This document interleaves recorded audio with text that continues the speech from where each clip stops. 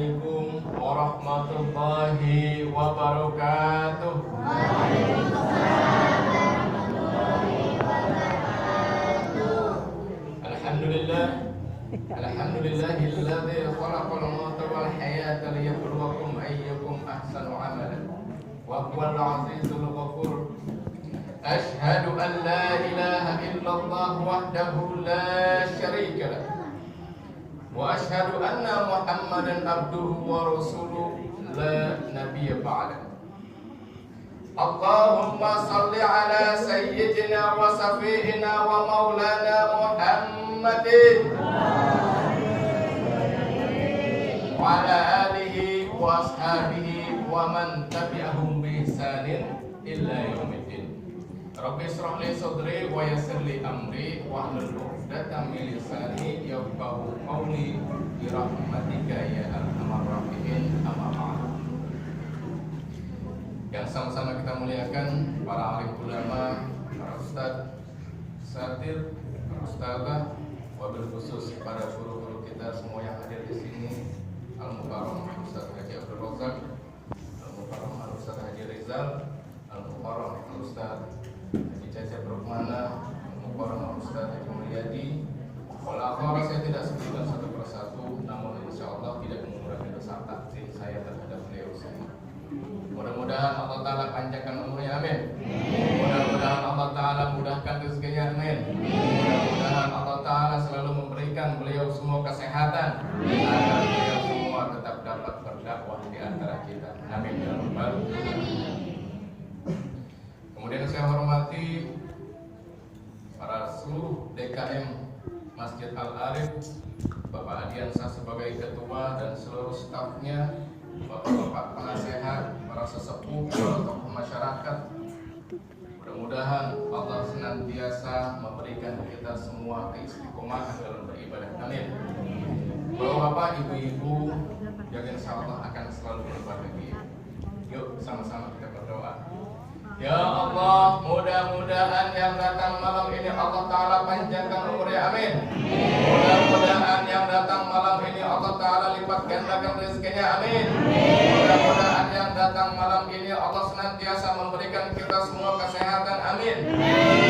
Yang belum punya keturunan Allah Ta'ala berikan keturunan yang soleh dan soleha, amin.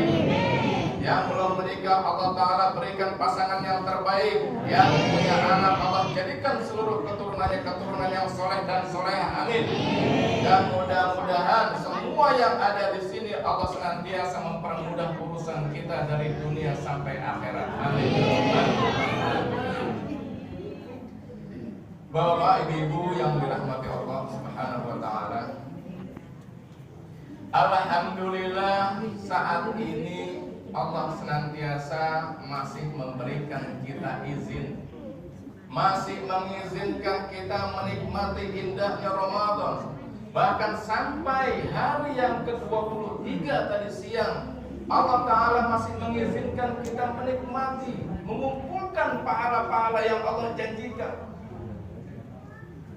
Maka bukan tanpa suatu alasan ketika kita tidak mengambil kesempatan ini dengan baik, ketika kita sudah tidak bersikap, ketika kita sudah cuek, acuh tak acuh dengan Ramadan yang indah ini, maka sungguh tidak ada lagi alasan bagi Allah untuk mempertemukan kita kembali dengan Ramadan di tahun berikutnya. Mudah-mudahan kita semua masih diizinkan oleh Allah untuk mengambil kesempatan pahala-pahala yang melipat gandakan sesuai dengan janji Allah, agar kita nanti kembali kepada Allah dengan membawa bekal mempermudah hisab kita ketika waktu yaumul hisab, amin ya rabbal alamin. Allah Subhanahu wa Ta'ala memberikan Ramadan buat kita. Keistimewaan di setiap bulan Ramadan, setiap hari Allah Ta'ala beri ganjaran, setiap harinya berbeda dengan pahala yang luar biasa. Pada hari yang ketiga, yang ke-23 di bulan suci Ramadan, dalam kitab Fadail ada surah At-Talata, barang siapa yang berpuasa pada hari yang ke-23 di bulan suci Ramadan, maka Allah Ta'ala berikan ganjaran yang sama kepada Allah Ta'ala memberikan pahala bagi mereka yang memberikan makan anak-anak yatim dari umat Rasulullah Sallallahu Alaihi Wasallam. Gara-gara kita puasa tadi siang, cuma tadi siang, pada hari yang ke-23 maka Allah berikan kita ganjaran yang pahalanya sama seperti memberikan makan anak-anak yatim dan piatu dari setiap umat Muhammad Sallallahu Alaihi Wasallam. Karena Allah Ta'ala Maha Kaya, Maha Rahman Ar-Rahim, Allah tambahkan lagi, bukan hanya memberikan makan kepada anak-anak yatim, tapi juga Allah Ta'ala memberikan ganjaran yang sama untuk orang-orang yang berpuasa tadi siang, berpuasa pada hari yang ke-23 di bulan Ramadan dengan memberikan pakaian-pakaian kepada orang-orang yang telanjang dari setiap umat Rasulullah Sallallahu Alaihi Wasallam. Ngasih makan anak yatim dari setiap umat Rasulullah pahalanya sama dengan puasa yang tadi siang kita lakukan. Ada lagi ganjaran untuk puasa pada hari yang ke-24 di bulan suci Ramadan. Dalam kitab Durratun Nasihin, Allah Subhanahu wa Ta'ala memberikan 24 doa yang insya Allah langsung mustajab, yang Allah kabulkan untuk orang-orang berpuasa pada hari yang ke-24 di bulan suci Ramadan. Mudah-mudahan kita semua diizinkan untuk berpuasa esok hari. Karena apa? Dalam kitab Fadail Al-Asur, selain kitab Durratun Nasihin, dalam kitab Fadail Al-Asur At-Talatha, Allah Subhanahu wa Ta'ala memberikan pahala yang sama kepada orang-orang yang berpuasa pada hari yang ke-24 di bulan Ramadan dengan orang-orang pahala yang sedang sakit sebanyak 1.000 orang. Ditambahkan lagi oleh Allah. Tambahkan apa? Ditambahkan pahala yang sama kepada Allah, berikan ganjaran bagi mereka sebanyak 1.000 orang yang keluar dari rumah dan kemudian menyebarkan ajaran-ajaran agama Allah Subhanahu. Dengan berpuasa esok hari pada hari yang ke-24 di bulan suci Ramadan, maka subhanallah, begitu besar ganjaran-ganjaran bagi orang-orang yang diizinkan untuk mendapatkan kesempatan itu. Dan mudah-mudahan kita semua termasuk ke dalam golongan orang-orang yang beruntung. Amin ya rabbal alamin. Pak, Bu, ada 3 golongan orang-orang nanti pada yaumul hisab dimasukkan oleh Allah ke dalam neraka dalam keadaan tertutup. Bagaimana? Sedangkan mereka semua dari kalangan muslimin. Siapa mereka? Tertelungkup itu bagaimana? Tengkurap, diseret sama malaikat masuk ke dalam neraka. Gara-gara apa? Gara-gara dia nggak terima dia masuk neraka.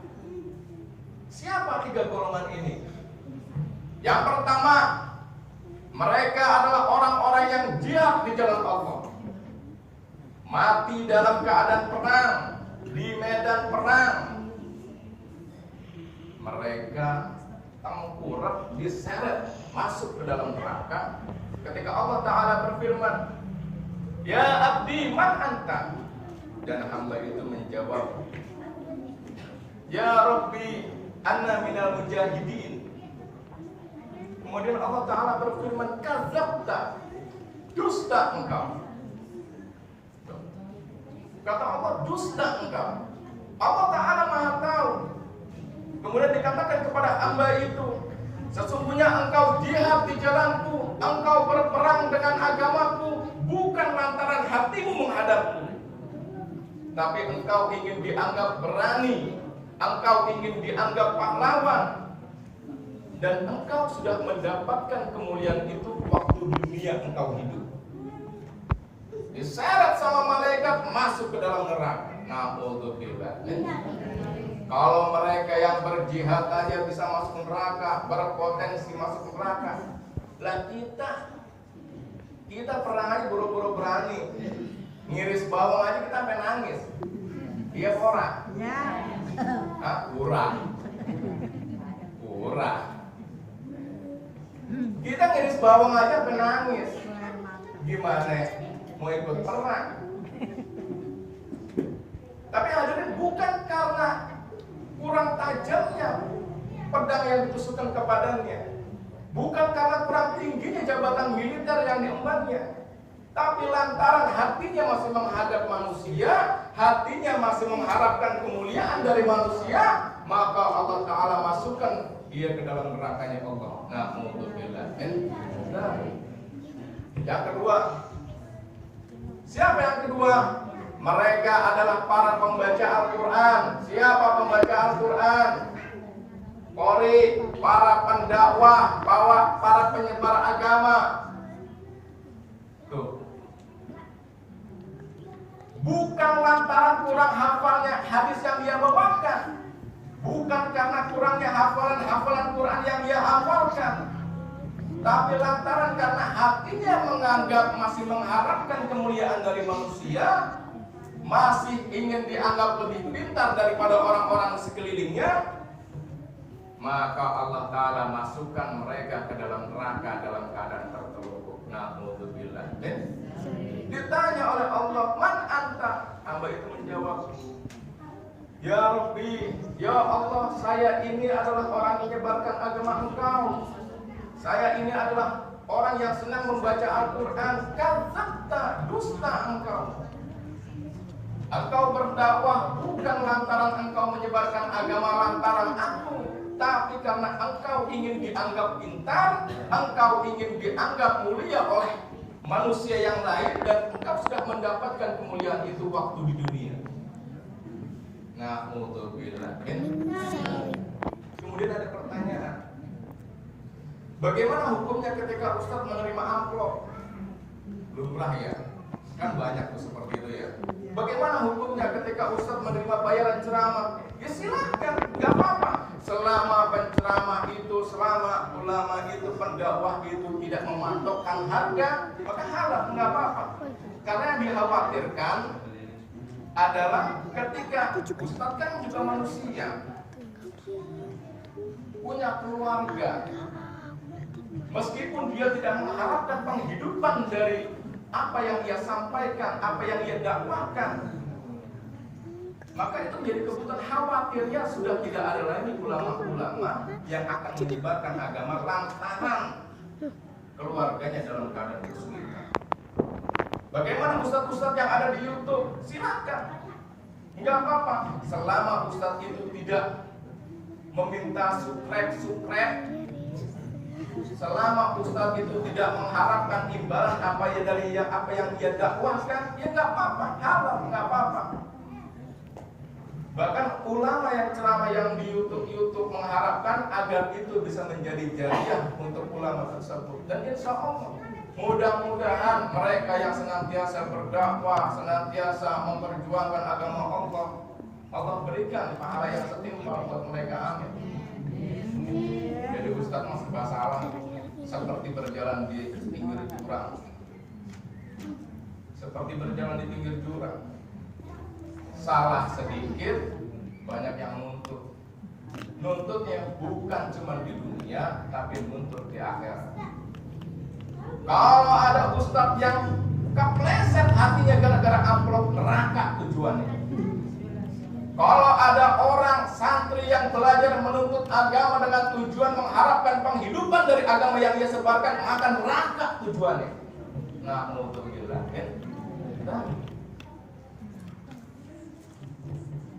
Kemudian siapa yang ketiga? Mereka adalah para dermawan yang senantiasa bersedekah. Ketika Allah Subhanahu wa Ta'ala bertanya kepada hambanya, ya abdi man anta? Ya Allah, sesungguhnya aku adalah orang-orang yang gemar bersedekah.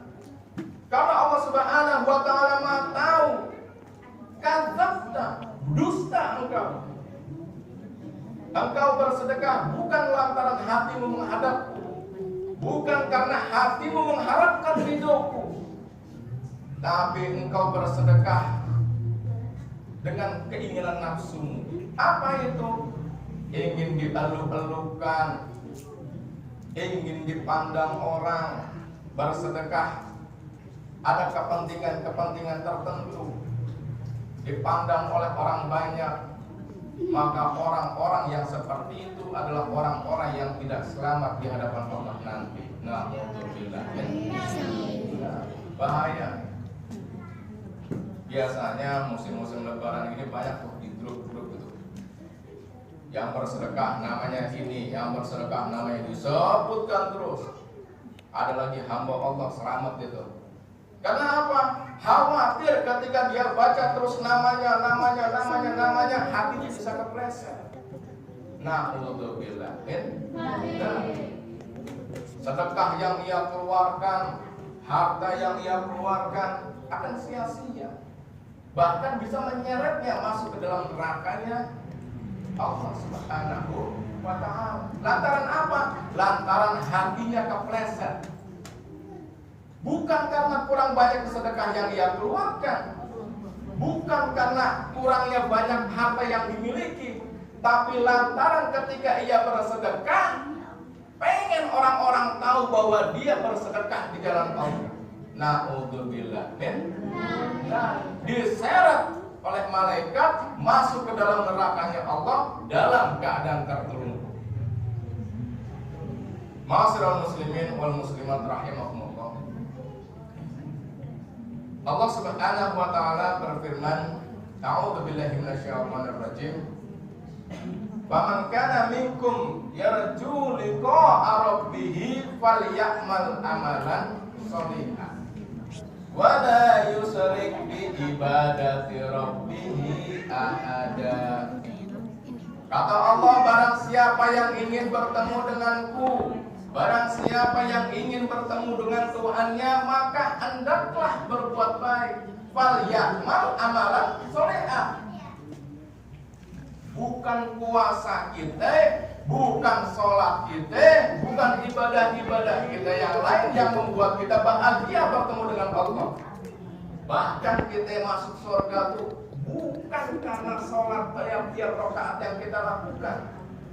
Kita masuk surga lantaran rahmatan lil alamin. Karena kasih sayang Allah. Kita sama-sama tahu, ketika anjing, binatang ketika kalbun yang setia terhadap majikannya, ashabul kahfi, Allah masukkan. Tuh.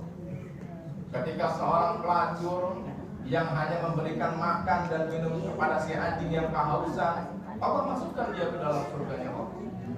Lantaran apa? Kita masuk surga bukan karena tiap-tiap rakaat yang kita lakukan, bukan karena seberapa besarnya sorban yang kita kenakan, bukan karena seberapa mahalnya mukena yang kita pakai ketika beribadah, tapi lantaran hati kita menghadap Allah Subhanahu wa ta'ala, mencari ridha Allah, mengharap ridha Allah, biar Allah kasihan sama kita, Allah ridha sama setiap yang kita lakukan. Wala yusyrik bi ibadati rabbih ahada. Dan jangan sekali-kali menyekutukan Allah dengan yang lain. Allah pencemburu. Allah enggak pengen kita bergantung sama manusia. Kita tahu bergantung sama manusia itu pahit. Maka ketika saya masih menjadi santri, pelepasan selesai jadi santri, pelepasan untuk lulus, kiai saya memberi nasihat. Yang pertama, jangan meminta sesuatu yang kita butuhkan. Tuh, rumus pertama, rumus bersosialisasi dimanapun. Jangan meminta apapun yang kita butuhkan. Yang kedua, jangan menerima sesuatu yang tidak kita butuhkan. Yang ketiga, kalau ada sesuatu yang kita butuhkan dan itu ada di hadapanmu, maka ambillah. Karena sesungguhnya itu adalah campur tangan Tuhan. Apa sebab? Biar kita nggak jadi orang serakah. Kadang-kadang kita begitu. Kondangan, pengajian, sesuatu yang tidak kita butuhkan aja kita kantongin. Ada apem kantongin, ada pisang kantongin, kue-kue masukin. Padahal itu sesuatu yang tidak kita butuhkan. Ya baik, ya.